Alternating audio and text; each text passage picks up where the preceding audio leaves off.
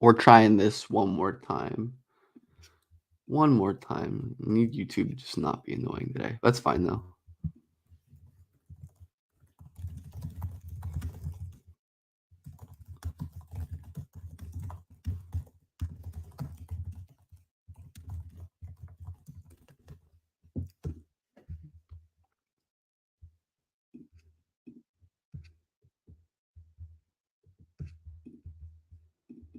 All right. Let's see if we can. Yo, what's up, Slim? That'll be an interesting battle here tonight. As I said, And also interesting to see what they do with William Kyle III, who will be coming off the bench. and I thought we'd just watch against Weber State because I'm never going to say no to some Dylan Jones, but I'll be primarily focused. They shot 75% against Montana here on Thursday night from the three-point line. See the starters right there. Zeke made on Thursday night. Not a great decision there. Just like caught in the air.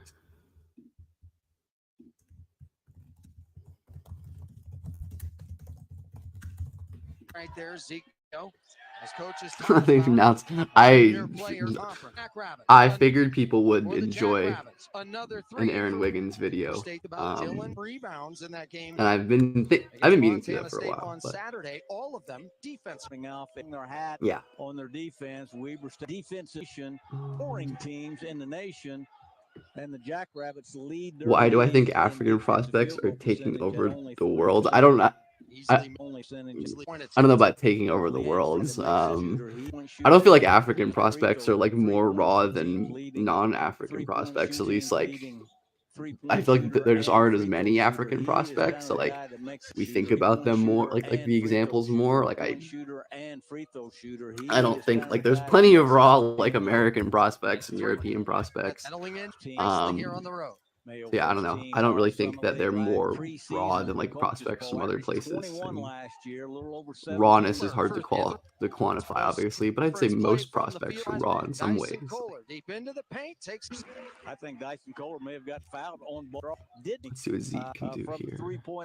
Yeah, I guess YouTube didn't like us doing NCAA tournament, which I kind of expected. Bucket. He's a crazy shooter. Mayo is one of the better shooters in college basketball. And I think he'll be able to keep. I mean, I see no reason he shouldn't keep shooting the hell out of the ball at Kansas. I do know he's been playing well in like preseason and stuff, or like preseason training camp practice stuff. Obviously, that's just practice and preseason. We got to see what happens when the games actually start. But it seems like all the intel is good around Mayo, and like he's been an incredible shooter and just like exterior shot creator for basically his entire college career. So I would expect that to keep up at Kansas. I think he's going to be good. I think Kuminga was better than Green. In high school, I think they were close. In their Ignite season, Green was better by country miles, I think. Players not currently mocked late first or second round, you think have a chance of going top 10. Hard to believe, but 2 games before that, I'm sure there's a lot. Like I guess like both Illinois guys, Dakachonis and Will Riley, don't get nearly enough respect. Con Knuppel at Duke, definitely not respected enough. Noah Penda, probably still a more long-term guy, but I love his talent. Those are the ones that just come to my mind immediately. At least that I like think of as underrated guys. Yeah, Zeke's not really a twitchy athlete, unfortunately.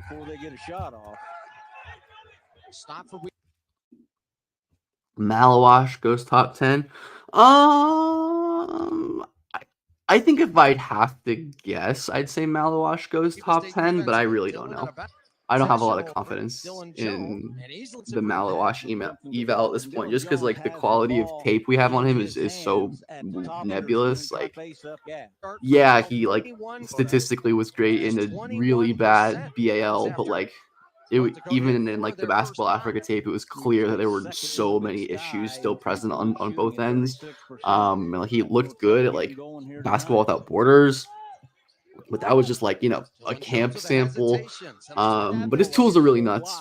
in the half court situation. So emptying the gaps around him. It really just depends on how he plays with Duke. Like, I keeping him from getting really don't know how I think Now with the left, how shows Maluash is over going to play. 5. Like, Lieber's wouldn't stayed shock about me to see 5 him defense sneak into like the rebound top percentage 3. I think he has that Jones, a good kind one of for the talent, nation. but it also wouldn't Rebound shock me to percentage. see him like fall out of the lottery or the top 20 or something like that. Like, I think his range is extremely wide.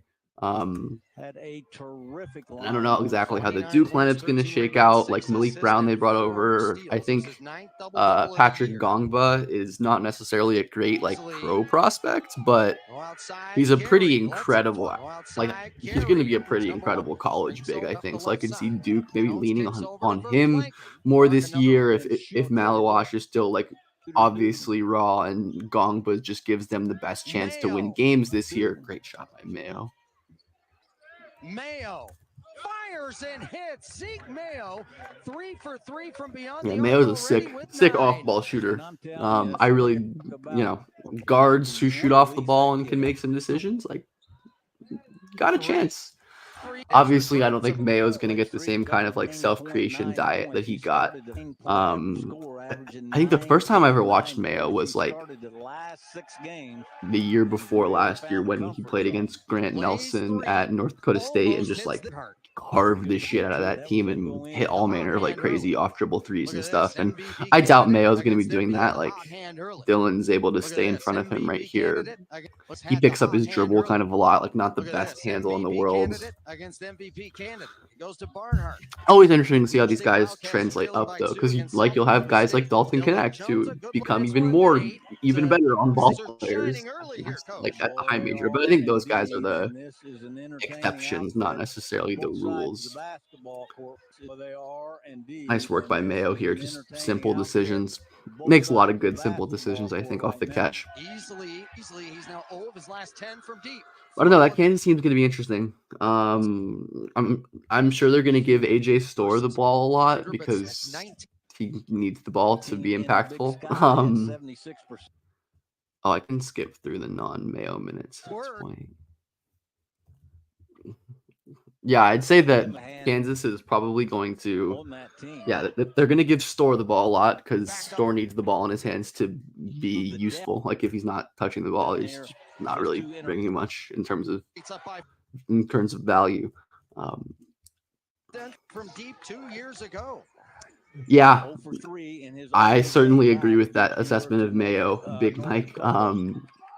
Preseason all defensive team, but I think that's partly just like the nature of being like a high usage creator on like a mid-major team, right? Like, Mayo isn't like, on these less talented teams. I'm not saying SDSU isn't talented. Like, they have some guys that like. I think William Kyle was good. I'm excited to see him at UCLA, I think, this year. But like, yeah, Mayo, I would imagine his shot selection gets reined in at Kansas when he doesn't have to take the kind of shots that he took at SDSU for them to win games, right? And great pass by Kyle. Kyle is a really fun player. I like his game. But yeah, I think just like the fact that Mayo can hit these crazy shots, and I would expect, at least hope, Kansas like really uses him as like an off movement shooter. Pulls the trade there. Oh god, man, that would be just the worst thing ever. Oh, did it?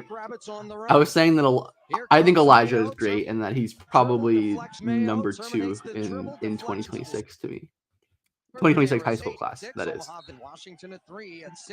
I think he's going to be eligible for the 2026 draft, but I don't think he has any plans of reclassing, which is a little bit worrisome to me, but not really. I mean, he's probably the best pure guard prospect in the country, I think.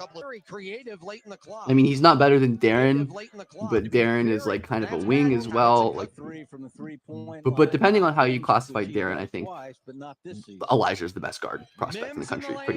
Pretty comfy.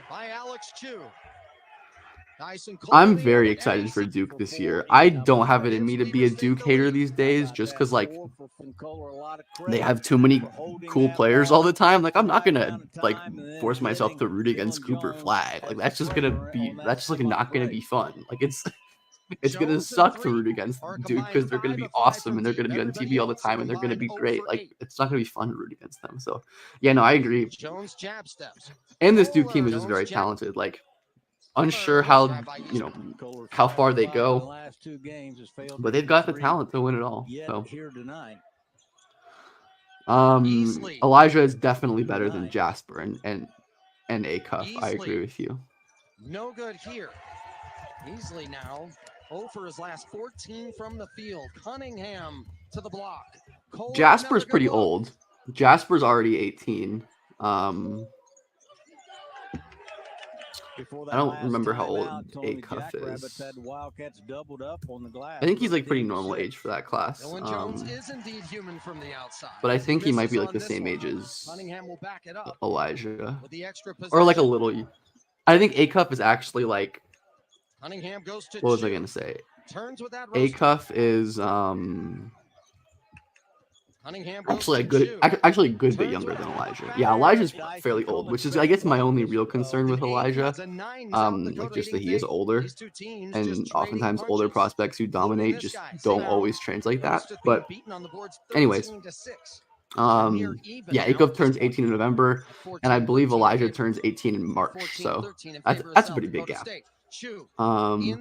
Yeah, I'm very excited for this college basketball season. I don't really, like I've said this funny times, I don't really watch college basketball, or like, you know, outside of scouting purpose. Like I just don't really enjoy it as much. I am much more of an NBA guy. I love watching the NBA and the W. Like I much prefer it. Even women's college basketball, I think can be more fun. But I agree. Which of the 2025 prospects would pair amazingly with good Cam Thomas? I mean, the Nets obviously should be hoping for Cooper, right? I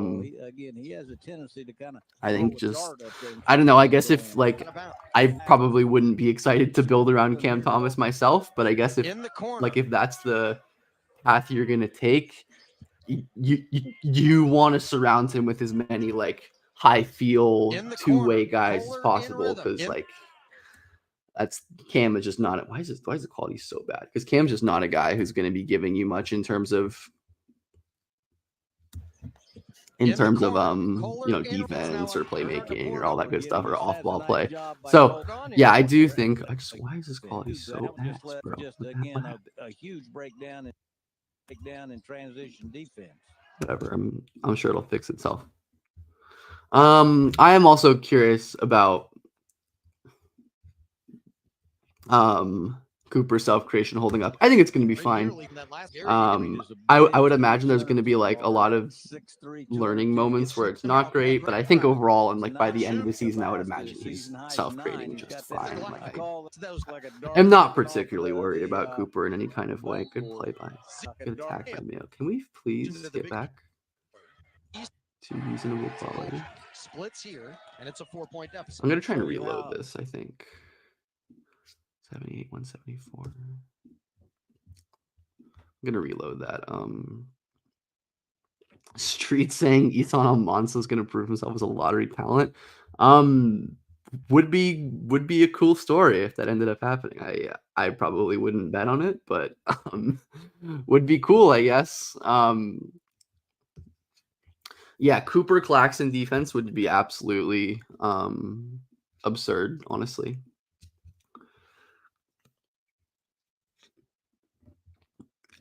I think Traore has a slightly higher ceiling than Dylan, but they're both excellent, and I wouldn't begrudge anyone for preferring one over the other. I think Traore's probably a little more of a creator, just with his unbelievable like burst and explosion and stuff. I think Harper's more like a better defender, a better shooter.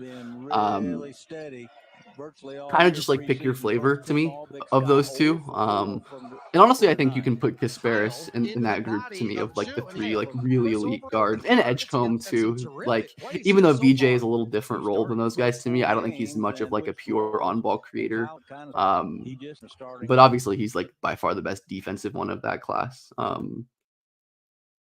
Fox, Thomas, Ace, Clowney, Claxton. That's certainly a lineup. How are they getting? I don't know how they're getting Fox. How exactly are they getting Fox? I think playing Cam Thomas at the 2 is kind of a recipe for disaster. That team would also be a yikes defensive lineup unless Clowney keeps like really developing. Interesting though. What websites do I use when I'm scouting? Bartorvik is the main one that you need to know. Just like the best place for stats and like historical queries. They have everything. Yeah, I'd say that's the main one that as long like you don't really need anything else. And then most guys who aren't on there will like for non-college basketball players, I think Real GM is the best. It eventually goes to Mayo. Mayo lost the handle. Yeah, Mayo is just not the best handler in the world. I don't know. Mayo lost the handle. I like Zeke, but I'm unsure about him as like a real NBA guy. I think he can maybe be with a really good season, but I wouldn't necessarily bet on it. I do think the athleticism is just a little limiting against this like better competition. I have the greatest class of all time. I don't know about the greatest class of all time. I think it's going to be a good class, but I think it's a little much. Tillery is good. Just like a very solid, smart point guard, like makes really great decisions, really efficient shot maker. Probably not like an NBA guy, but I would say if you're a college fan, that's a good thing because I would imagine Tillery is a 3-4 year player, but he's really talented. I like Tillery. He's just like on and off ball defense guy. On and off ball shooting guy who can really make decisions and like has a little bit of juice off the dribble, not like an incredible creator or anything. But I think assuming he stays another year, I think you have Jizzle James more for that role, like who is really good and at like creating separation and stuff off the dribble. I like Tillery. I think Tillery is a really good get. I generally think Cincinnati has done a really nice job over the last couple of years with like their recruiting and their player acquisition. And I have a lot of confidence and I like where that program is going. I know they wanted my guy King Grace, who ended up at Mississippi State, but I do think they recruit well. And I don't know anyone on that staff personally, but I do know that I like the guys they get usually. Thoughts on Igor? Not my favorite prospect relative to consensus. I would be cool taking a swing on him in like the late first round or early second. Just think like guys who are inconsistent shooters and not real creators. Like I just don't know how Igor is going to score. He's like tall and can move a little bit, and he's a nice passer though. So like he's got a shot though. Any prospects like Prime D Rose? I don't think so. Unlikely. What did he say? Any thoughts on Drake Powell? I think one of many freshmen in this class, where I'm just like kind of in wait and see mode with them, and I would probably bet on him being a 2-3 and done over a 1 and done, but I'd say that's the case with most freshmen. I think Drake's offense is just pretty far away, honestly. Like I really like his defense. He's just like nuclear vertical, change of direction, explosive athlete. Really, to me, is like quite limited offensively. I don't really buy the shot at this moment. Like he's a decent like pull up mid range creator, but is North Carolina actually going to let him shoot a bunch of off dribble mid ranges? I don't think so. At least in year one, maybe they do. And then just, yeah, I question the decision making, the handling. He's not like an incredible finisher despite being a really great athlete. So I think Powell has a lot of potential, but I do view him as more of a long-term guy. I think Ian Jackson is going to be better this year, and it's probably more of a draft guy to me for the 2025 draft. Zeke Mayo kind of has that second second level One of sec. speed, so to speak, when he's going to the basket. He got it to the free throw line, and then Top 5 favorite city jerseys of all time. Number 1 is the Jazz orange, like the Jazz orange yellow like sunset jersey. That's my favorite jersey of all time. That's my favorite jersey ever. So obviously that one's number 1. I don't know. I just think about it. I mean, there's been a lot of good city jerseys over the year. It's kind of sad to see how Great job, William Kyle on the tap out. how like the the design of those has gone to shit. And oh man, my goat Dylan Jones. I've just been passively enjoying Dylan Jones because I'm mostly focusing on number 2 here, Zeke Mayo, as I've been saying. But like, it's Dylan. As you know, if you know me, you know how much I love Dylan Jones and one of my favorite guys of all time to watch. Turns the corner, gives off for Ravaz, and 1. Valley Suns are awesome. I agree with that. Now with 5 assists, nice catch, and an easy basket by Ravaz. That's what Drake Powell did too. That's crazy. Yeah, I do think Drake Powell is kind of like an idea player at this moment, which isn't necessarily a bad thing. A lot of prospects who end up being good are idea players. Like, you know, I'd argue most NBA players aren't that good when they're 18, like at least relative to what they will be. Not like certainly not. Oh my goodness, Dylan. I remember this game. I probably watched this game for Dylan Jones at some point last cycle and just carving the shit out of this defense as a passer. Man, he's going to be so awesome. I do hope he gets a decent amount of burn in OKC just because, like, I'm sure he's going to play plenty on the blue. But I hope they let him run a bit. I really do hope they give him a little burn for the Thunder this year. And I think he'll play a little bit. At least I hope so. At least I do hope that he gets some play time. Hit a 3 earlier tonight. Mayo without a field goal for a long time. Nice bounce pass. Sometimes it, like, his decision making is kind of like weird to me. Whips it underneath and it goes deep to Moores and 3 seconds. Turnover. Like, he's a ball mover, but he doesn't always shoot as much as I want him to. Like, that was a nice pass by Mayo there. I think both of the Wolves picks were fantastic.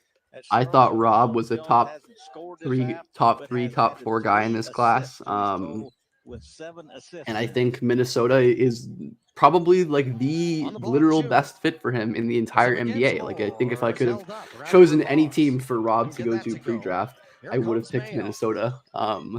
So I think that's going to be phenomenal. I think he could be a legitimate star for them. And I think Terrence Shannon's going to be a nice role player. I mean, I think the ceiling with him is not necessarily as high just because he's like quite old. And oh my goodness, Zeke Mayo. Whew, nasty deep range. The long 3 is good, and the drought is over for him. Beautiful shot right there. I mean, I don't think the ceiling with PSJ is as high just because, like I said, he's a lot older. But he can be a good like 2-way wing. I think he's gonna shoot the ball off the catch. He'll do a little driving stuff. He'll play some good defense. Like, just add to like the treasure chest of nice defensive wings that this this Wolves team has pretty much. So yeah, I mean, I think both of those were great. I think the Dillingham pick was awesome. Dylan Jones not able to get to the rim. And I think I love the move to get Dillingham. And I think Terrence Shannon was just they waited for a good guy to fall to them, and he did. So Dylan Jones. Jalen Wilson will be good. Maybe. I don't know. They're number 1 in the Summit League. I like Noah Clowney, but I probably wouldn't bet on him being an all-star. I just don't think he has that kind of offensive ceiling. I would be quite surprised, but hey, he's a good little prospect. I like Clowney. And yeah, I don't know. Curious to see what Jalen Wilson looks like on a team that's not just like an absolute dumpster fire. William Kyle get up. Yeah, I don't know. I'm not a particularly huge fan of any of the young guys in. Well, he is a physical specimen. I'll tell you, William Kyle III at 6'9", 230, sophomore out of Belleville, Nebraska, Belleville West High School. All of like the young guys. Yeah, I don't know. I'm not a huge fan of their young guys, but corner We'll three, see. Vartiainen. We shall see how it ends up going. Great ball reversal by the Wildcats from DJ Cunningham or KJ Cunningham, who got double teamed, to Tyson Kohler, who just in a touch pass, a blink of an eye, got it to Vartiainen. William Kyle. Yeah, Williams, he's only got 11. Is he but in the he game seems here? No, he's not. Okay, I can skip these minutes. And they're going to say that this was Cooper definitely has the highest ceiling in the draft, hence him being number 1, I think. drifts out left. Those it across for Verplanken. Great close by Easley, but Verplanken fades away and hits. We bring you back to the D Event Center here tonight. Steven Verplanken made his first shot, but it didn't count. Too late, another shot clock violation.